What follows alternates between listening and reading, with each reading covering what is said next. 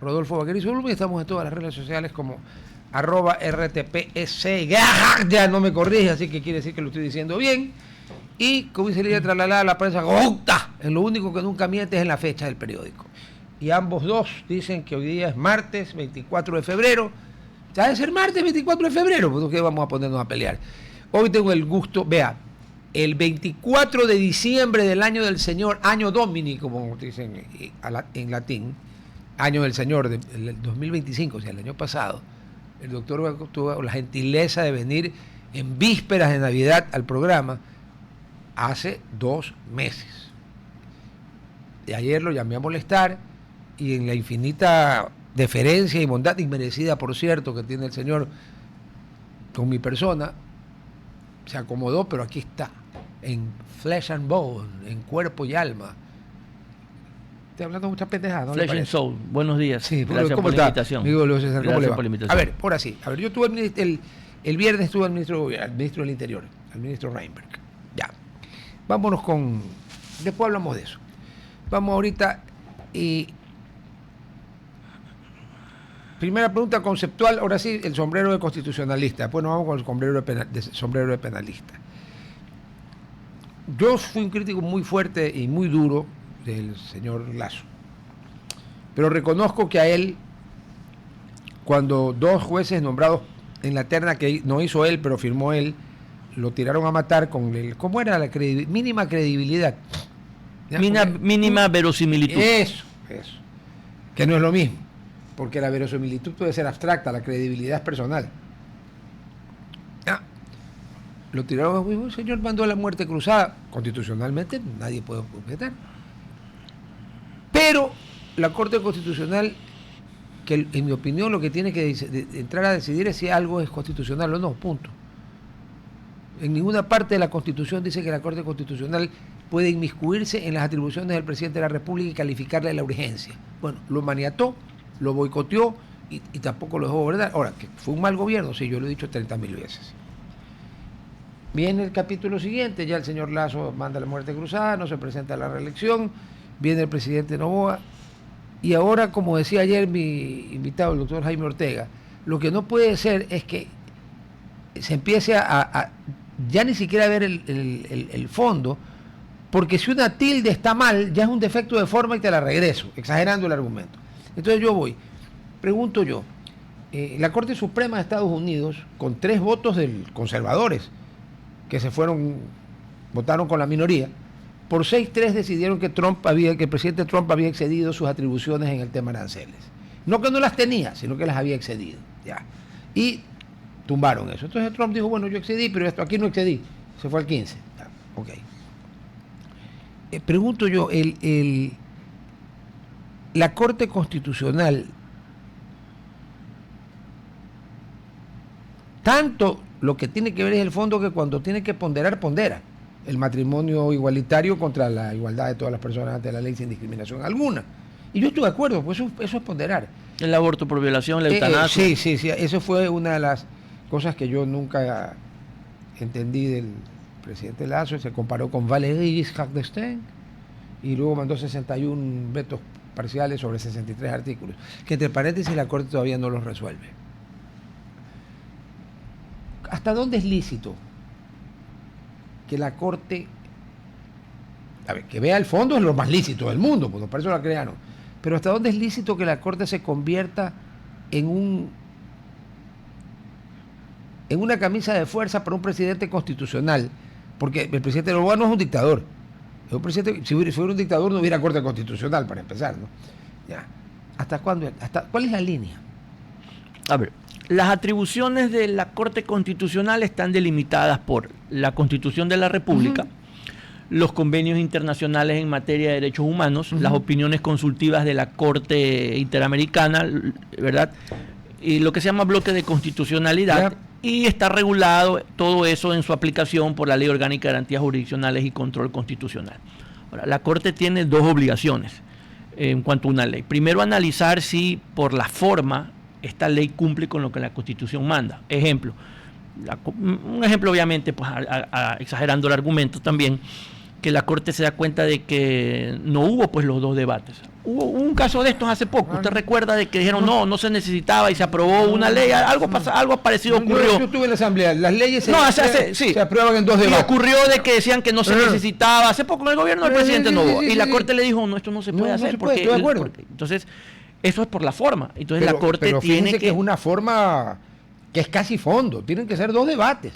Claro, por la y forma. El segundo y es si debate se y pasa votación. y por si acaso, eso en procedimiento ordinario también es lo mismo. Todos los juicios, incluso cuando son temas judiciales, primero se analiza la forma para ver si no hay prescripción, alguna nulidad. O sea, hay un saneamiento de la forma. En base al COGEP, creo, ¿no? Sí, al COGEP o al COIP, dependiendo de... Okay, claro. Y si se pasa el tamiz de la forma, se va a tratar el fondo.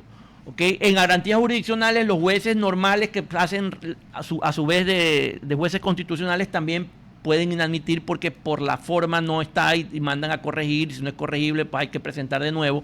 Depende de la situación. Ya si la forma pasa el tamiz constitucional, entran a analizar el fondo. De lo contrario, ni siquiera se analiza el fondo. Pero la Corte tiene esa obligación y son muchos elementos los que hay que analizar ahí. Pero la forma...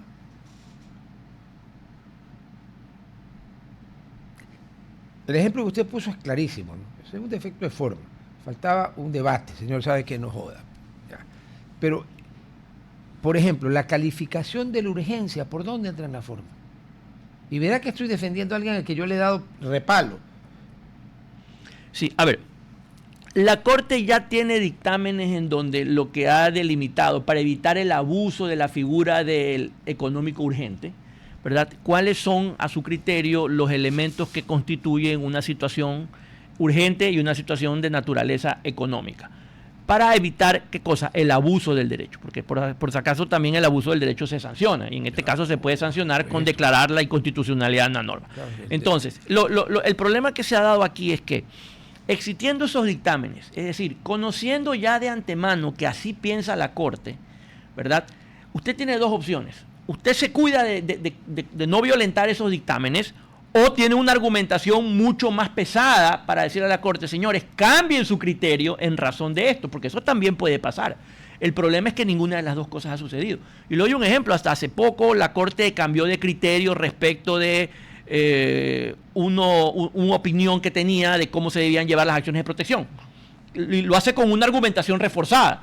La Corte cambió de criterio respecto de cómo era el análisis de la motivación y sacó una sentencia de 80 y pico de páginas. Y, la Corte puede cambiar porque cambian las circunstancias de la sociedad, cambia la forma de pensar de los jueces. La vida no es piedra, ¿no? Exactamente. Es estática, no es estática. Entonces, si usted como legislador sabe que la Corte ha puesto ciertas reglas, usted tiene dos opciones.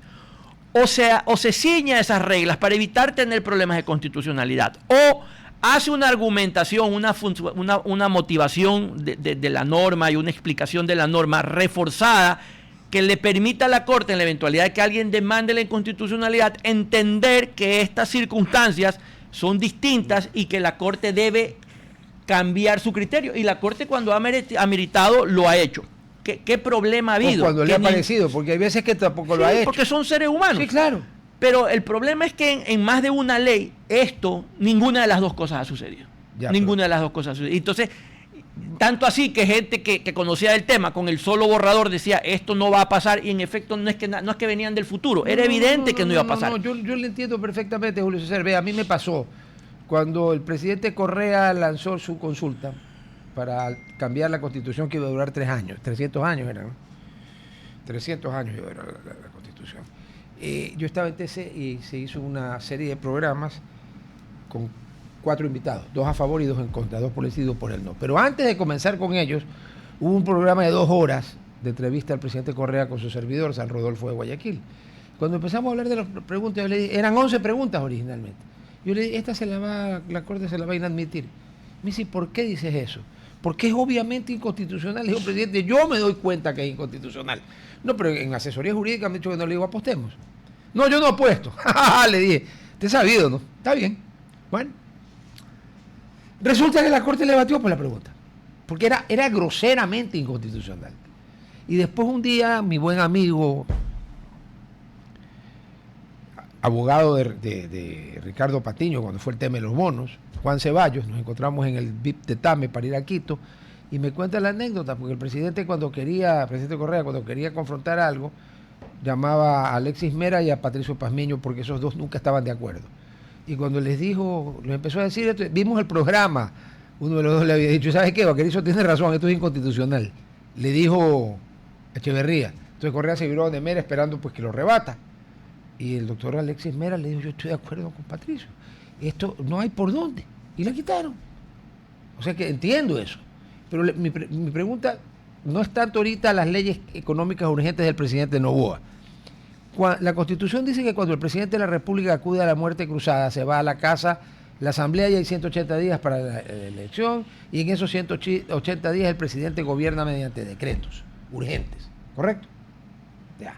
Mi pregunta es, si la Constitución permite la muerte cruzada y permite que se vaya a la Asamblea a su casa y deja, ya no como colegislador, sino como legislador al presidente, la Corte, que en ninguna parte de la Constitución es colegisladora, sino guardiana de la Constitución, ¿en qué parte de la Constitución dice que aparte de guardar el texto y la aplicación del espíritu, todo lo que usted quiera de la Constitución, también puede calificar la urgencia?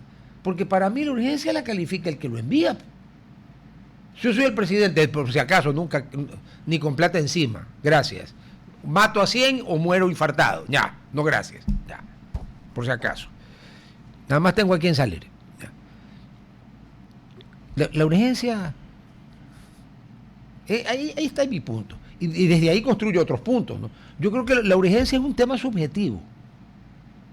Claro, a ver, lo que ocurre es que el gobierno no puede ser juez y parte. Yo tengo que justificar por qué es la urgencia, pero no puede ser que por el solo hecho de que yo diga que es urgente, ya es urgente de por sí, porque siempre tiene que haber, incluso para el control y evitar el abuso del poder, alguien que pueda en un momento dado dirimir si en efecto eso es o no es así. Entonces, como no hay una asamblea, quien lleva ese control es la Corte. Ya. Y la Corte lo que dice es, a ver, ¿por qué? Porque la Corte lo que está tratando de evitar es que haya un abuso del poder. Pero ¿cuál es el abuso del poder? El fondo de la ley. El abuso se tendría que materializar con el fondo de la ley, ¿no es cierto? Sí, pero ojo. La declaro inconstitucional, pues es inconstitucional.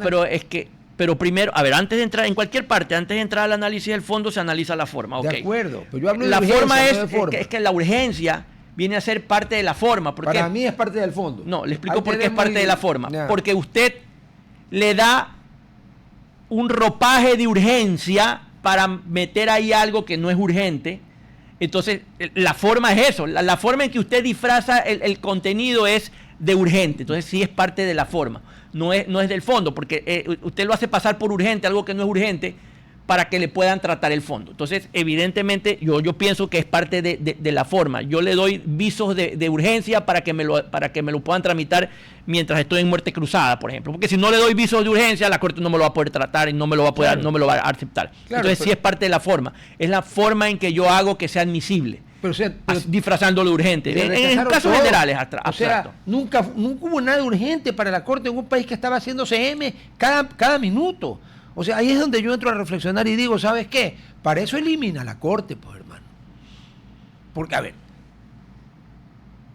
¿por qué tuvo que el presidente Lasso ir a la muerte cruzada? Porque la Constitución se lo permite y porque le tenía un juicio político con un argumento de la Corte Constitucional que, perdóneme, da risa.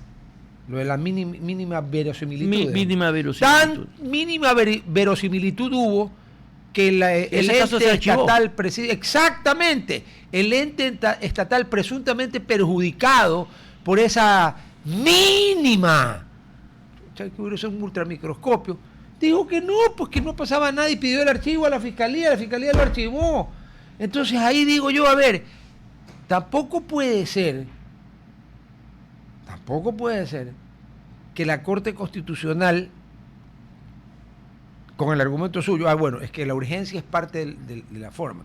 Pero la Constitución dice que el Ejecutivo es quien administra el poder y al país.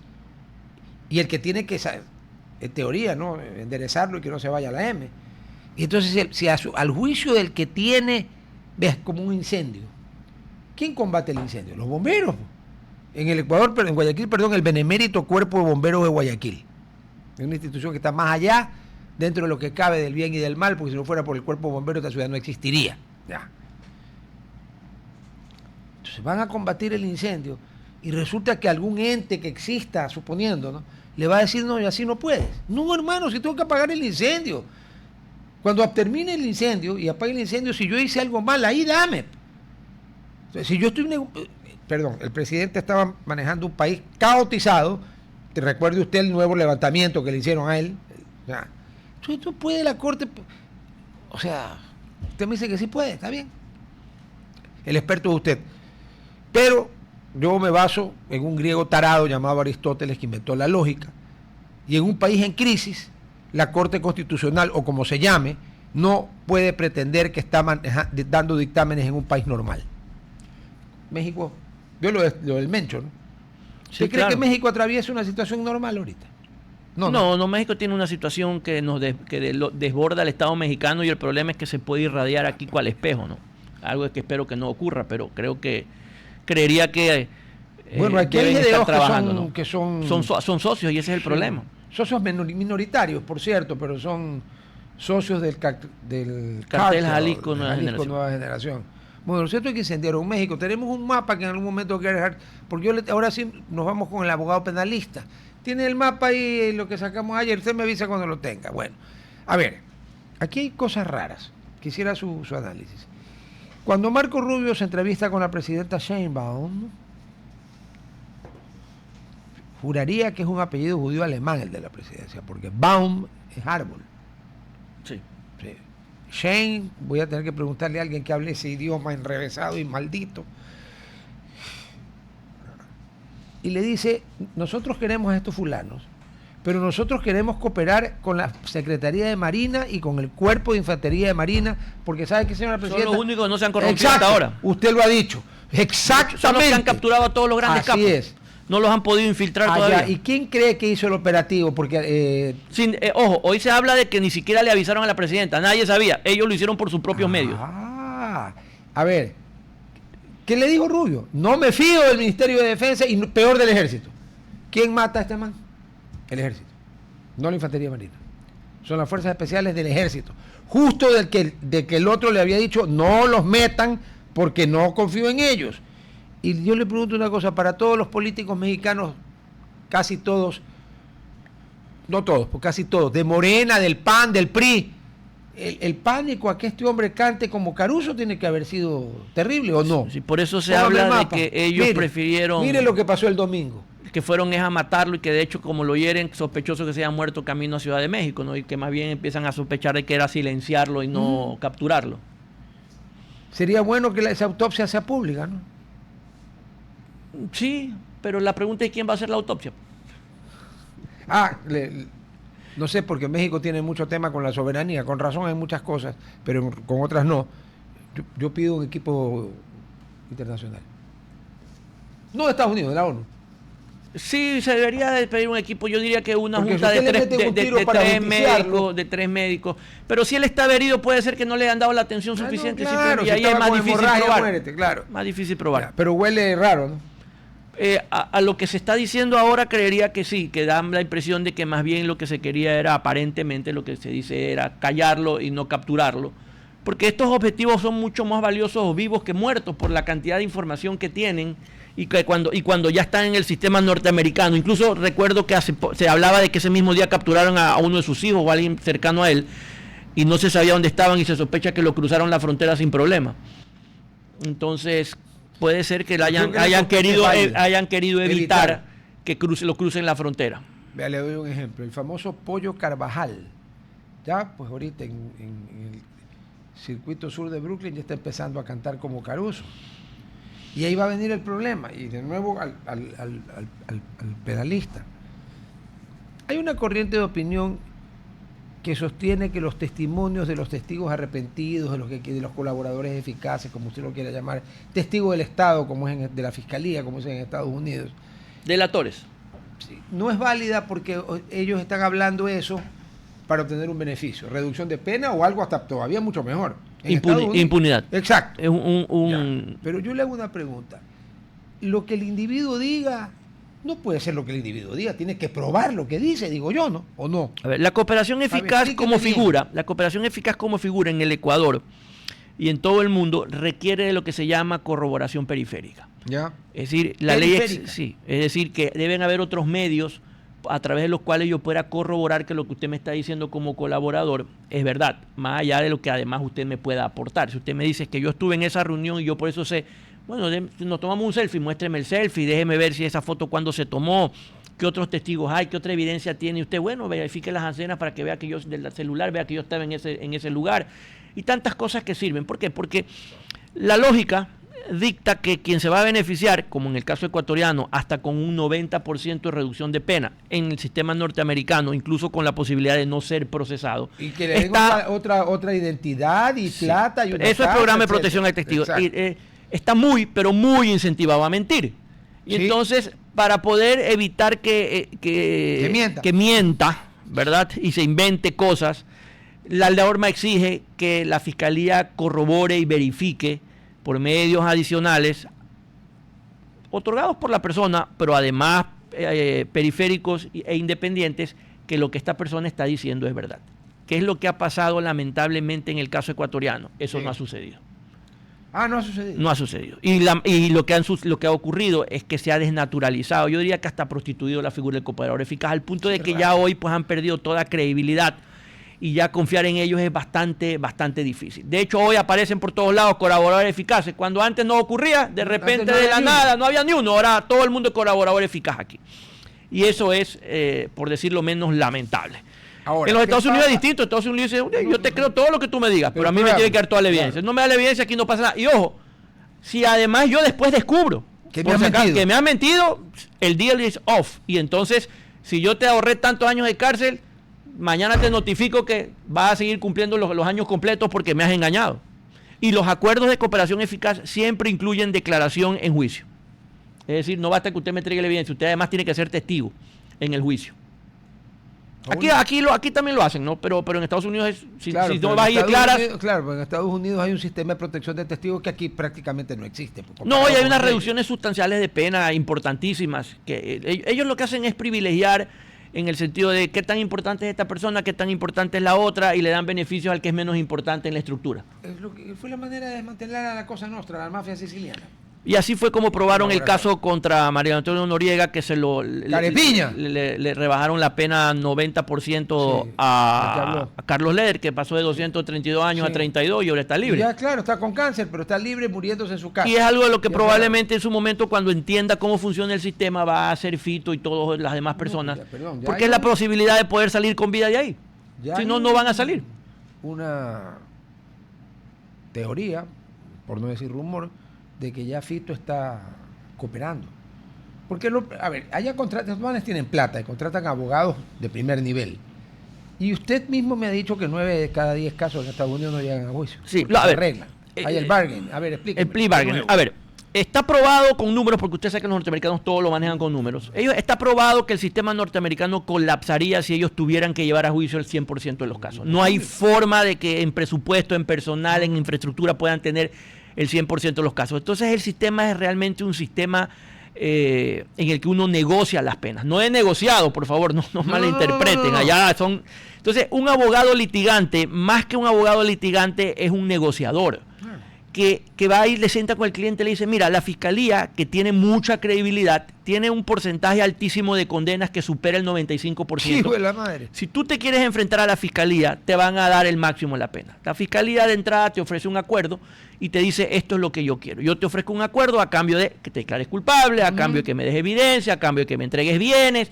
Y de los 200 años que te pienso pedir, te lo vamos a dejar en 25 con probabilidad de que salgas en 15. Y entonces, claro, un hombre que sabe que va a morir en la cárcel, le dicen, si te portas bonito... 35 años va a morir 3 veces. Ya, entonces, si de todo lo que le puede esperar va a salir en 15 y ya no tiene nada que perder, lo que hace es negociar. Y por eso incluso se habla de que muchas de las cosas que hemos visto, como por ejemplo la captura de Ismael El Mayo Zambada, que en su vida había estado preso, mucho menos en México ni en ninguna parte, termina en Estados Unidos, es un acuerdo que hace el Chapo para salvar a sus hijos, ¿verdad? Porque incluso fíjese a qué nivel ellos en un momento dado se dan cuenta de que su única forma de poder pasarla mejor, si cabe la expresión, e incluso poder salir con vida de ahí, es negociando. No hay otra forma de hacerlo. Creo que es lo que finalmente va a hacer Fito y van a hacer todos los que terminen extraditados. Si el gran miedo de ellos es justamente eso, no poder corromper el sistema, vivir un sistema penitenciario realmente penitenciario, y en cierta manera tener que delatar a toda su infraestructura. Pero es que ya estando presos allá tampoco les sirve de mucho, porque ellos ya no gozan de los beneficios como aquí, de seguir lucrando y seguir haciendo negocios aunque estén presos. Vamos a las pruebas. El famoso Pollo Carvajal, uno de los dos, junto con Zap, que está preso en Venezuela, pero de él sí todavía no lo ha extraditado, iba a ser juzgado en octubre. La fiscalía le pide al juez que postergue la audiencia con fallo, con fallo. Y lo mismo creo con Fito, también se postergó. Pero lo han postergado hasta ahorita, ¿sabe por qué? Porque la fiscalía le dice, señor juez o señora jueza, tenemos tal cantidad, cajones de microfilmes, porque este tipo era una época anterior, de microfilmes y de documentos que no tenemos literalmente tiempo de verlos, necesitamos febrero. Y bueno, ya estamos en febrero, así que aparentemente el Pollo Carvajal, como usted sabe que ahí se puede negociar hasta antes de que lo sentencien, parece que el Pollo Carvajal pues aflojó papaya. Ahora, con toda esa cantidad de prueba documental, es muy difícil para terceros interesados, los que van a salir salpicados, bañados en lodo y otra cosa, decir que este tipo está mintiendo. No, va a ser complicadísimo, porque él lo que le debe haber estado entregando son cuentas, fotos de reuniones, agendas, detalles de cómo de bienes que le hayan entregado, de ruta, o sea, todo, absolutamente todo, porque, ojo, los norteamericanos les piden, entrégame todo, y yo donde descubro que te has guardado algo bajo la manga, hasta ahí llegó, y los convenios expresamente contemplan la cláusula de nulidad en la eventualidad de que se detecte de que me has ocultado información o me has mentido. O sea, tú sabes que aquí aflojas todo, o estás pendiente de que yo, incluso por un tercero que vaya y confiese, me entere que tú me has mentido, y cuando tú te enteres pensaba que iba a estar 10 años, ahora va a estar 200 años más. Claro, o sea, a ver, pero es que allá todo el mundo sabe que tratar de meterle el dedo en la garganta, no sean mal pensados, al tío Sam, llámese el IRS o el Departamento de Justicia o la DEA, es mal negocio, pues. Terrible, para eso quédate callado, pues no le metas el dedo, porque van con saña. Es que ahí ya le dan con todo. Con todo, sí, señor. Nos vio la cara. Ok. A ver.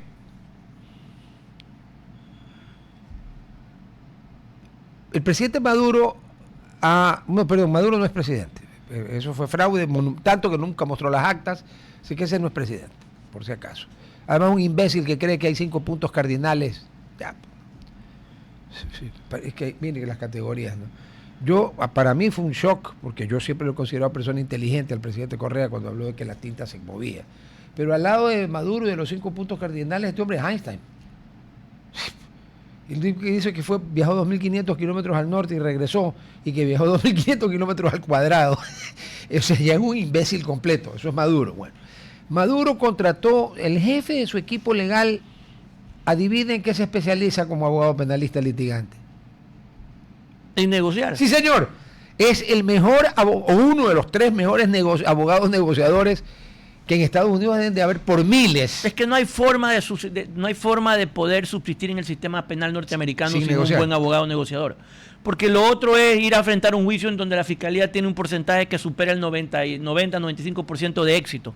Por eso es que el 93 al 97% de los procesados no se sienten en el estrado a dar testimonio, porque le dan por días y semanas y meses enteros, y son esos testimonios aquí de media hora, hasta que le sacan toda la información y tiene la obligación de hablar. No es como aquí que sacó en el silencio, pues se sacó del silencio, se queda callado, pero en el momento en que se sienta ya renunció a ese derecho y le toca hablar todo lo que le preguntan.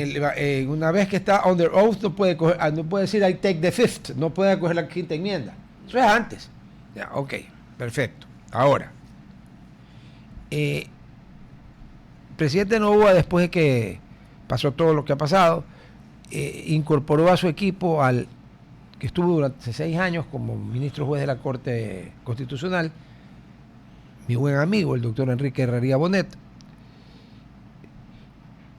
que indudablemente conoce el tema, pero Enrique normalmente no votaba con la mayoría. Por ejemplo, en el caso del matrimonio igualitario, él fue el que votó con la minoría y dijo que lo que había que hacer era primero reformar la ley. Y de ahí vamos, para ponerle un ejemplo. ¿Qué tan eficaz es para las formas? Comencemos con las formas. de que el que maneja el equipo de asesoría jurídica de la presidencia sea un ex juez de la Corte Constitucional? Es la mejor decisión que tomó el presidente. Ah, así de simple. Sí, porque primero, cuando usted trae a alguien que... A ver, ¿qué problema ha tenido el Ejecutivo siempre? Un enfrentamiento con la Corte Constitucional. ¿Qué problema tenía? Que la gente que estaba en asesoría jurídica de la presidencia no tenía idea del tema constitucional. Los asesores, los asambleístas y del bloque y de prensa no tenían idea del tema. Entonces, tanto así que cuando fueron a defender las leyes, mejor se hubieran quedado callados. Porque fueron a hacer un papelón. Y todo el mundo, incluso los que estaban muy cercanos al gobierno, lo dijeron. Daba la impresión que querían perder las leyes. O sea, así de malo fue.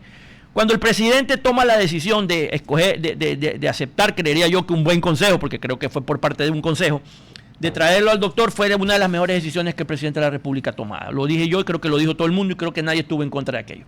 Tanto así que yo también he sugerido que el bloque de ADN o el presidente de la Asamblea, de los 10 asesores que tiene, por lo menos uno debería ser también un ex juez de la Corte Constitucional o alguien que en ese nivel, para que a nivel legislativo y a nivel ejecutivo puedan los dos y no cargarle todo al doctor Herrería. Ahora, ¿por qué es bueno? Más allá de que él haya votado a favor, en contra de ciertas... Porque él conoce el procedimiento dentro de la Corte. Él conoce cómo piensan cada uno de los jueces de la Corte, ¿verdad? Y él conoce las sentencias y cuáles son todos los precedentes de la Corte. Entonces él es una biblioteca valiosísima para el gobierno. Tanto es así que hace poco creo que un tema de poder contratar directamente los privados, el tema eléctrico, se cayó por un asunto medianamente salvable. Y la Corte lo que le dijo, esto no procede, pero corríjalo y preséntelo. Y lo corrigieron y creo que lo están presentando nuevamente. Sí. Entonces, ¿pero qué es la idea? Es que corrígemelo. Esa es la idea. Entonces, yo, por ejemplo, no entiendo por qué los proyectos de ley que se cayeron, estos tres que se cayeron y sobre los cuales hubo gran polémica, no se han vuelto a presentar. Pero creo que es importantísimo que el gobierno tenga una persona de ese nivel y de ese conocimiento ahí. Creería que la Asamblea debería replicarlo, sí. ¿Verdad? Y mejoraría mucho el nivel legislativo porque... A ver, la oposición siempre ya está amenazando el tema de los GATS con ir a la Corte Constitucional. Pues usted tiene un asesor experto en esto. Y acá también sus posibilidades de éxito en la Corte son mayores. ¿Quiere por qué también se acaban de mejorar las posibilidades de éxito? Salieron los informes de Contraloría 2023 a 2024, creo, no el 2025. Que hablan de cómo se han llevado en peso. Jefe, diga usted que un GAT tiene 70 observaciones, 42 con IRP. IRP quiere decir indicio, pues, de responsabilidad no patriótica, penal. ¿Qué significa un IRP? Que hay una presunción de peculado. Se llevaron la Contraloría los en peso. Dice aquí no me cuadran los números y que esto hay una presunción de un peculado y eso va a ir a la fiscalía. El peculado no prescribe, ¿no? No, y se juzga en ausencia y además se juzga en ausencia. Ya. Entonces, además el tener una persona de ese nivel va a permitir que cuando haya la audiencia, creería que va a enfrentar por representación del Ejecutivo la audiencia del doctor Herrería. Pero la Asamblea también va a tener una oportunidad de hablar en la audiencia. Y lo lógico es que tenga pues alguien del mismo nivel, que vaya y hable el mismo idioma. Ya es una litigación de otro nivel. Y eso es lo que le hacía falta al gobierno. De hecho, es muy bien el presidente en su momento de traerlo al doctor Herrería. Y creo que la Asamblea le ha quedado corta en no hacerlo. Y debería hacerlo para mejorar su capacidad de defender sus leyes. Otro ex miembro de la Corte que quiera. Pero más allá de que encuentre o no miembro de la Corte, hay excelentes constitucionalistas que han incluso participado y por ABC circunstancias están en el banco elegibles o son suplentes o lo que sea, o tienen muchísimos conocimientos y lo pueden hacer. Posesionados pueden ser perfectamente y entonces, asesores, ¿no? sí, claro. Entonces ellos pueden, pero me refiero de ese nivel de conocimiento. Y creo que le haría muy bien al legislativo. Le harían un tremendo equipo con la asesoría jurídica de la presidencia y les iría muchísimo mejor en cuanto a tener que defender las leyes o incluso a las leyes propiamente dichas sin que tengan un problema de constitucionalidad de entrada. Sí, vea, yo estuve en la Asamblea y le juro que daba vergüenza oír a algunos señores cuando hablaban de cosas relativas a derecho constitucional. O sea, pero, ¿qué vamos a hacer? A ver, vamos.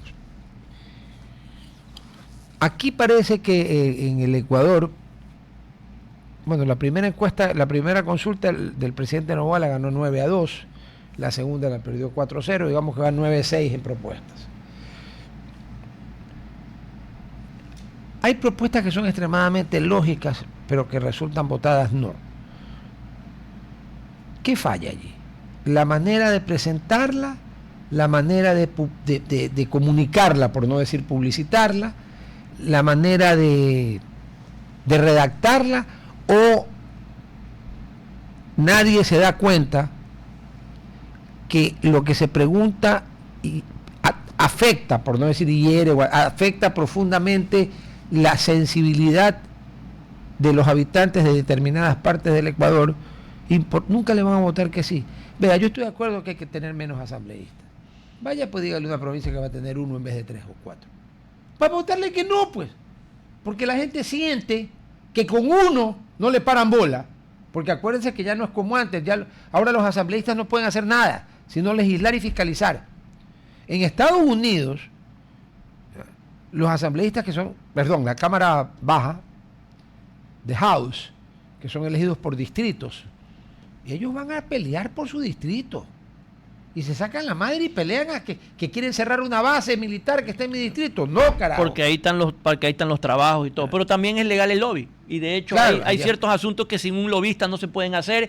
Es legítimo y están legalmente, están regulados. Usted se mete una página y están los lobistas que se dedican. Pero en el Ecuador es un delito, por si acaso, porque el lobby es el equivalente al tráfico de influencia.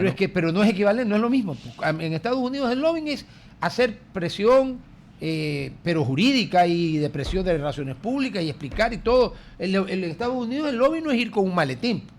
Aquí en cambio el tráfico de influencia sí es ir pues con un maletín o con una transferencia o con un USB o con lingotes de oro, no sé cómo. Son dos cosas totalmente distintas. Es más, los abogados más caros de Washington, ¿qué cree que son todos? Lobistas. Son lobistas. Y nadie los mira mal, pues. Entonces, ¿qué falla? ¿Por qué?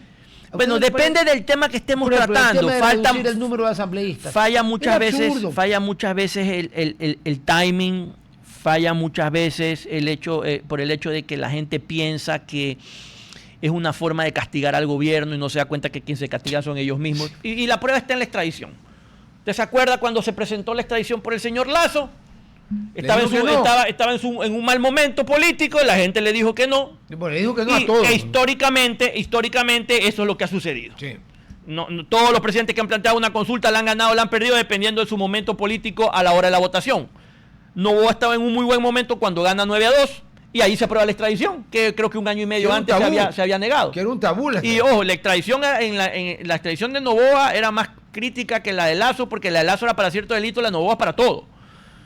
Pero en noviembre ya la situación del presidente era distinta y evidentemente eso lo afectó. Ahora, ¿por qué digo que hay que ver de qué tema se trata? Yo creo que las preguntas también no eran apropiadas, porque por ejemplo, habían cosas más importantes que atender, pero además la gente, Rodolfo, va por una papeleta, que donde no tiene que la papeleta, que si no tiene que ir a reclamar la papeleta y no fuera obligación, no va a votar nadie. Bueno, yo sí. Sí, pero nadie no es algo representativo. Tendría usted por lo menos 50% de ausentismo fácil. ¿Qué es lo que la gente hace? Ve una pregunta que no le gusta y raya todo. Claro, no se pone a pensar. Los anexos no tienen idea de lo que dicen los anexos. ¿Y por qué decía yo que tiene que ver de qué tema se trate? Porque hay cosas, como usted bien dice, que la gente no analiza o que no analiza el que hace el planteamiento. Por ejemplo, esto es el tema de las bases militares. Que uno diría, no, pues estamos que reclamamos seguridad y todo. Pero no nos metemos al Ecuador profundo, por así decirlo, en donde mucha gente vive por ese negocio. Yo no soy narcotraficante, pero estás metido en el chulque, ¿dónde crees que sale esa plata? Pero no soy un narcotraficante. ¿Y a qué te dedicas? A lavar. Pero yo no estoy la plata que está lavando. Entonces, y toda la zona costera, pues mire el resultado. A ver, ¿quiere que ya dejémonos del lirismo? En la zona costera la gente trabaja para los narcotraficantes. Ya. ¿Por qué? Porque pagan el triple, el cuádruple o 10 veces más que lo que pueda sacar pescando. Y lo hemos visto cuántas veces que la policía va a detener al microtraficante del barrio y sale del barrio a caerle bala a la policía. Claro. Y usted no entiende esas cosas, pero son los primeros en salir a reclamar justicia. ¿Cómo se entienden esas cosas? Yo no sé si usted vio una película, que es un documental sobre Canoa, donde había unos extranjeros que se dedicaban a la pedofilia. Cuando los detuvieron, el pueblo decía, no puede ser, pero ¿y qué? Porque ¿de qué vivían? De la plata que ellos le daban a las madres para que les presten y les alquilen a los niños. Entonces esa era la economía del pueblo. Y usted dice, ¿cómo puede pasar estas cosas? Entonces usted le pregunta a esa gente si quiere votar por agravar las penas para la pedofilia, le van a votar que no. Obvio. Entonces, depende de lo que se pregunte, depende del momento en que se pregunte, depende de la situación política del presidente, y la gente, desgraciadamente, eso no lo termina de entender. Espero que no tengamos que lamentar no tener un puesto de avanzada. Y también lo que usted dice, la forma en que se publicita. Vean, lamentablemente, y todos cometimos ese error, me incluyo, de a veces por costumbre hablar de bases de manta. Entonces, nos metemos en el imaginario de la gente, bases de manta se imagina algo así como Rammstein en Alemania, una cosa como ven las películas, casi Torrejón de Ardoz en España. Entonces, y no es así. Entonces, tal vez si se hubiese hablado, señores, esto es un punto de avanzada. En pocas palabras, son 2 hangares para que no se mueven los aviones, ¿verdad? Y le vamos a vender el combustible. No, pues son solamente 2 hangares. Cada cuenta que es una carpa para el avión y para que un par de barracas para que puedan dormir los pilotos. Tal vez si lo hubiésemos manejado en ese discurso, la gente entendía. No, pues esto es por otra cosa. No es que no vienen a invadir, claro, ¿verdad? Por un lado. Y por el otro lado también la gente consciente, aunque parezca mentira, sí dice, no, pues si van a combatir el narcotráfico, ¿de qué voy a vivir yo?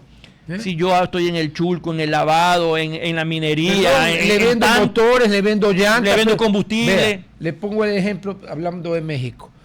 ¿Usted recuerda al señor Andrés Manuel López Obrador? AMLO. Ya. Que daba las mañaneras y que la señora Sheinbaum también las da. Bueno, AMLO, yo no sé si es que él hablaba así o es que se había mandado muy temprano 3 o 4 tequilas del reposado del Caro. ¿Sabe lo que dijo una vez? Pero sin que se le mueva una pestaña. Pues órale, que después de todo la plata de la delincuencia, hermano, que no es mala. Porque tú imagínate la cantidad de trabajo que genera la plata de la delincuencia. Imagínate la incidencia que tiene la plata. Estaba hablando de la plata de lavado, para hablar claro, ¿no? Que tiene en la economía, en el PIB del país.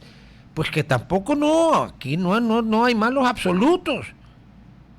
Entonces yo dije, puta, suave el 30% del PIB mexicano es la droga. Y solo Dios sabe cuánto es aquí. Porque, ahí viene de nuevo, ¿por qué? Y es una queja que se la llevo haciendo a varios presidentes. ¿Por qué no hay la decisión?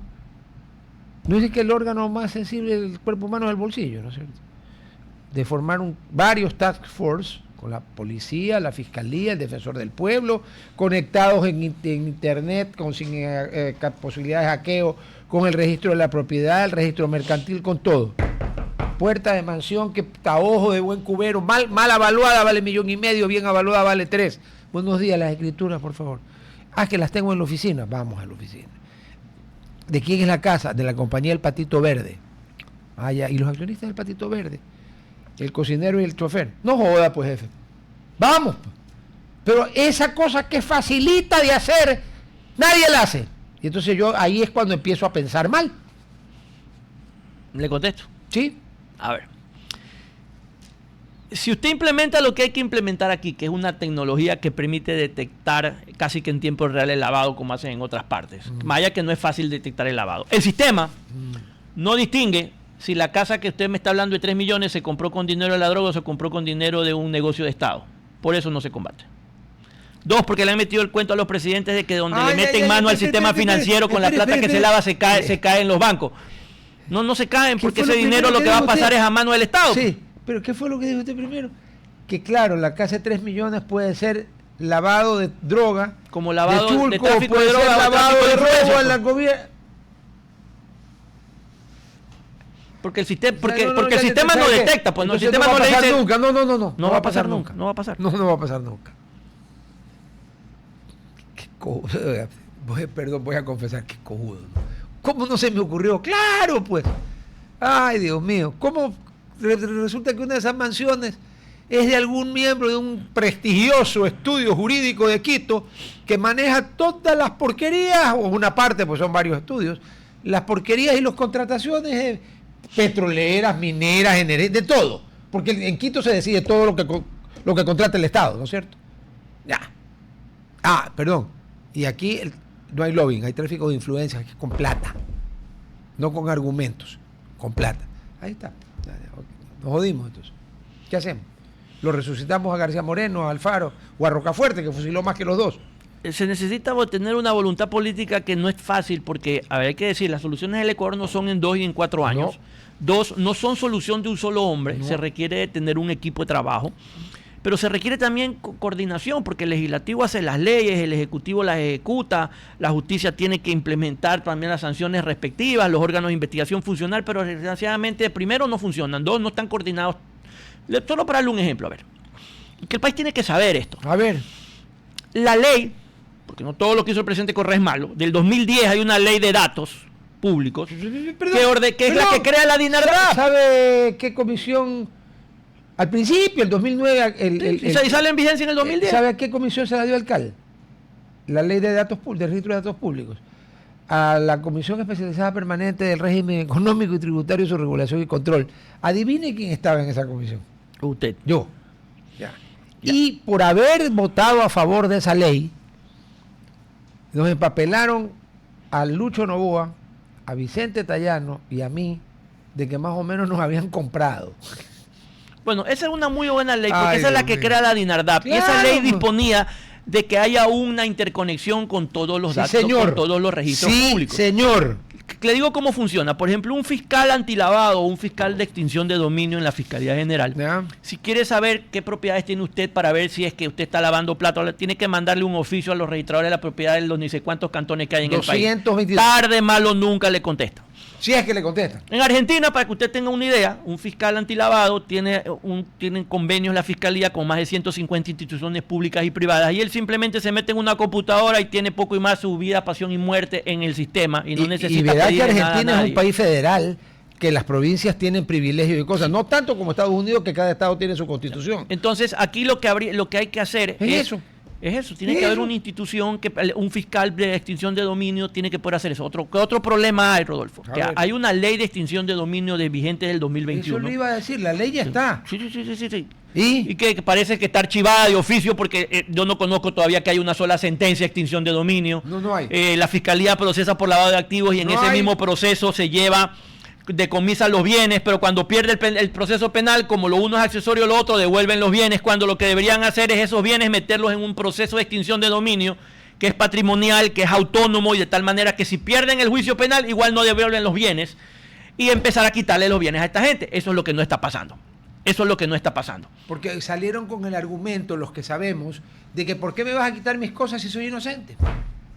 Sí, Entonces, ¿sabes lo que yo no contesto? es que porque una compraste al juez, pues igual la grandísima. Es que son flauta. cosas completamente distintas. Colombia tiene 30, este año cumple 30 años de experiencia. La primera ley de extinción de dominio en Colombia, desde el mundo fue en Colombia. Fue la primera ley de extinción de dominio en el mundo es de Colombia. Las Naciones Unidas tienen una ley modelo, el Ecuador copió esa ley modelo. Está vigente, pero todavía no se conoce que haya una sola sentencia de extinción de dominio en el Ecuador. ¿Quién sentencia eso? La Fiscalía es la encargada de llevar adelante las investigaciones. ¿Ante qué juez? Jueces de extinción de dominio, que básicamente son jueces anticorrupción. Los que están en Quito. Ya, ok. ¿Y entonces? Ahora, parte de los problemas que tiene la Fiscalía, porque hay que decirlo, es falta de personal, falta de tecnología, falta de tecnología, y entonces usted tiene que esperar que le contesten 210, 220 cantones, usted tiene un gran problema, porque para cuando le llegue esta respuesta, eso viene... Vaya, es que no importa a quién usted se los pueda traspasar, porque uno lo que ataca es el bien, no importa el nombre de quién se encuentra. Ah, sí. Pero para cuando le llega la información, ya está trazada, cosa que usted notifica al que no es y le dice, no, si eso ya lo vendí, vaya a buscar al nuevo propietario, hasta que lo vuelva a citar al nuevo propietario, y finalmente esto se dilata. Más allá de que tiene plazo de prescripción de 80 años, ¿verdad? Pero el Ecuador no 80 tiene... años. Sí, es bastante. sí. Pero creo que el Ecuador tiene que trabajar en eso.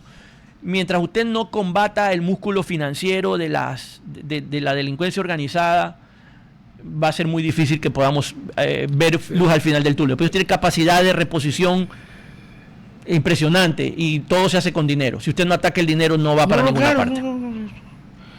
Por suerte, respirar no cuesta. Imagínese si también tuviera que pagar por eso, ¿no? A ver, sombrero de constitucionalista.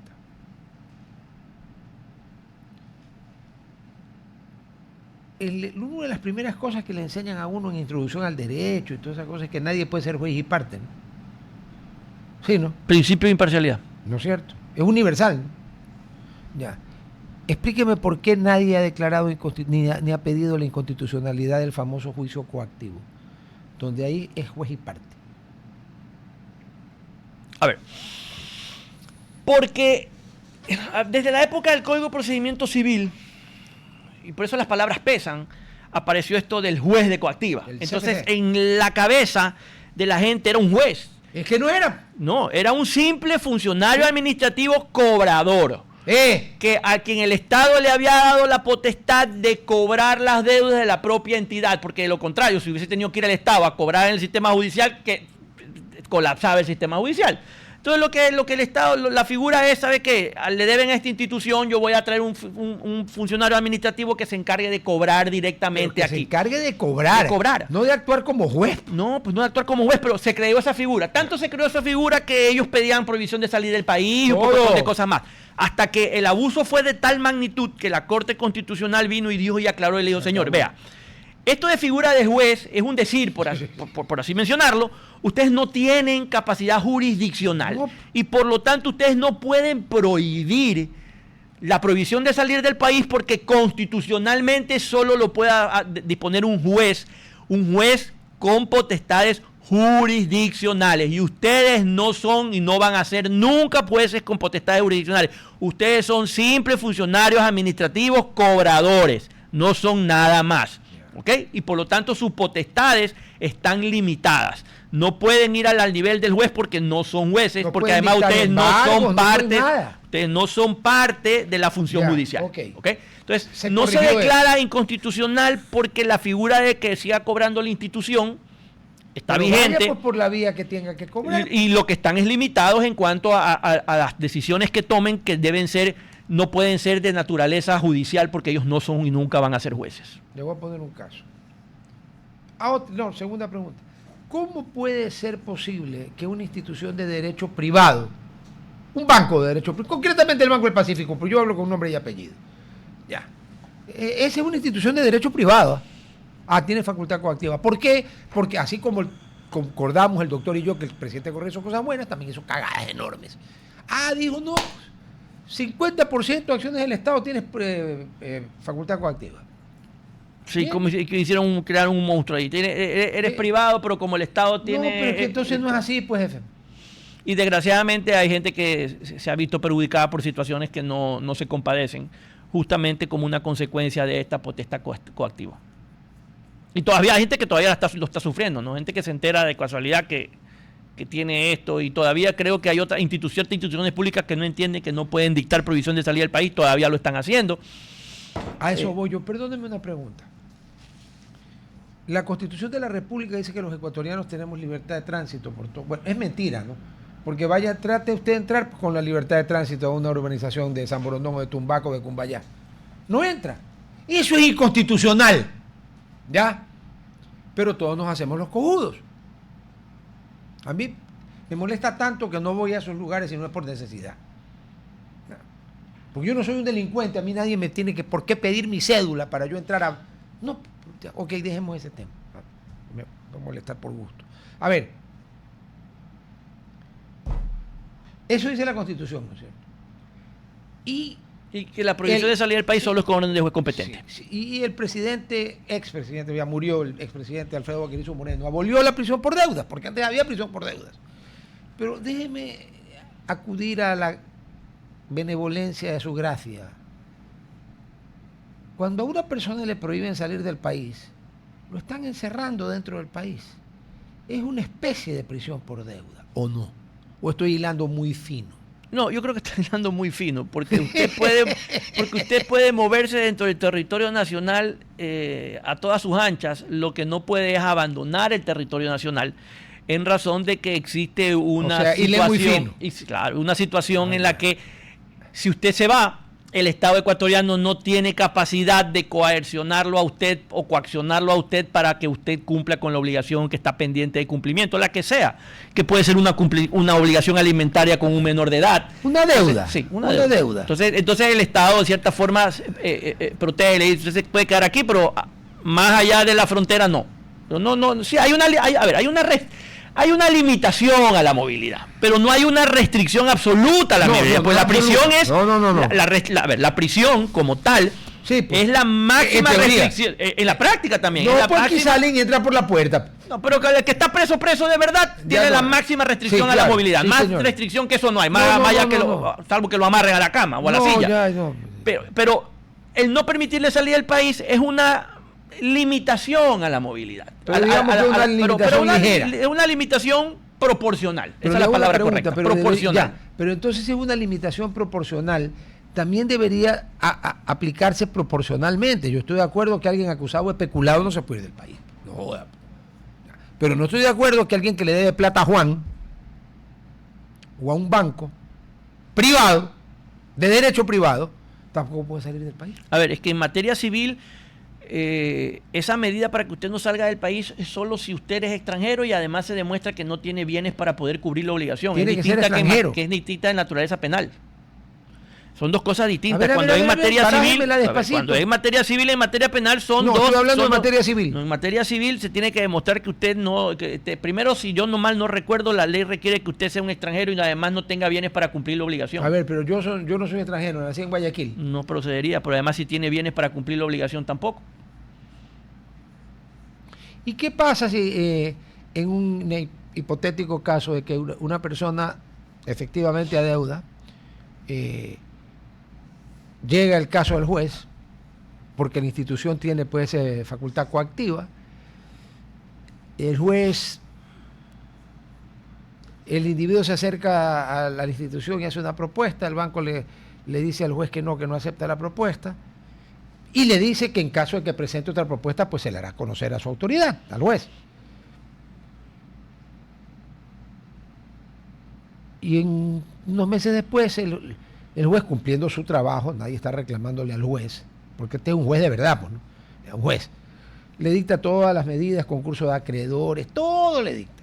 Todo. Diga usted que se lo dicta en abril, 20 de abril.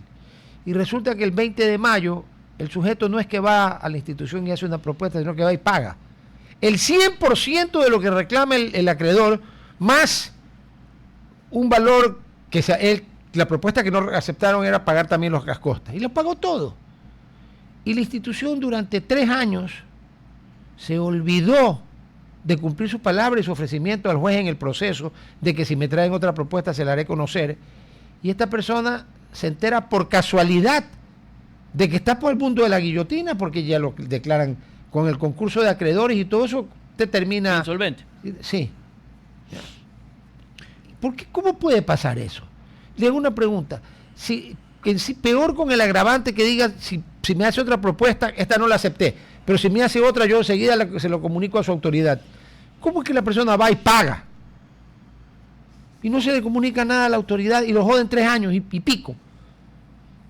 La obligación del banco acreedor, una vez que recibió obligación, el pago, hasta por lealtad y buena fe procesal, si yo demando a alguien y me paga, es ir a decirle al güey, ya me pagó, ya no tengo nada que hacer aquí, levante todo y vámonos a la casa, porque eso es lo que, como buena fe y lealtad procesal, porque además como es el que demandó y es el que estaba insatisfecho con la falta de pago, una vez que es satisfecho, lo lógico es que vaya y le diga, oiga, ya se pagó, y así que ya no tengo nada más que discutir aquí. El no hacerlo, pero además dilatarlo o demorar el que el juez tenga conocimiento de eso, o en un caso es una situación que en mi opinión daría posibilidad de demandar o daño por juicio o daño moral. Las dos cosas. Espere, que falta. Cuando la persona se entera, le lleva una carta a este banco y le dice, dígame cuándo pagué, la última vez que pagué y cuánto pagué. Y el banco le contesta a la persona. La persona presenta por intermedio del abogado el escrito y el juez, pues, por exceso de celo quizás, le manda un oficio al banco y le dice, vea, fulano confirme. Dice que pagó. Confirme, pese a que estaba adjuntado, era el desmaterializado y notarizado el mail del banco diciendo que había pagado. 0. Pasan 2 o 3 semanas. Oiga, señor juez, el juez le mandó otro requerimiento. Nada. Y pasan otras 2 semanas y el juez ya se cabrea y le dice, oiga, me contesta en 48 horas o 72 horas, no me acuerdo, o le clavo 2 salarios básicos unificados diarios de multa y lo voy a tener en desacato. Al día siguiente llegó la comunicación. Ahí hay mala fe, porque si el juez no lo amenaza, no contesta, o sea que se enteró al tercer oficio, el primero y 2 no le llegó, ahí hay mala fe. Y eso también debe... Eso es grave, ¿no? Eso también debe ser observado por el juez, por supuesto. Mala fe y saña. Eso también debe ser observado por el juez al momento de resolver. Y una preguntita, ¿qué pasaría en el no consentida hipótesis de que ese banco, que nunca le dijo al juez que fulano le pagó, sí le haya dicho a la calificadora de crédito que el fulano le pagó? O sea, que no es que no entró al sistema. Todo entra al sistema, pues si se le pagó al banco. Claro, porque se recibe en la cuenta del banco, lo registra en alguna parte, contablemente, en alguna cuenta, a nombre de algún crédito. O sea, el banco no es que desapareció la plata. No, porque terminó diciendo que se había cobrado. Claro. O sea, que no es que nadie se robó la plata. Contablemente está registrado. Ya, ok. Sí, señor. Bueno, y todavía tenemos 3 minutitos.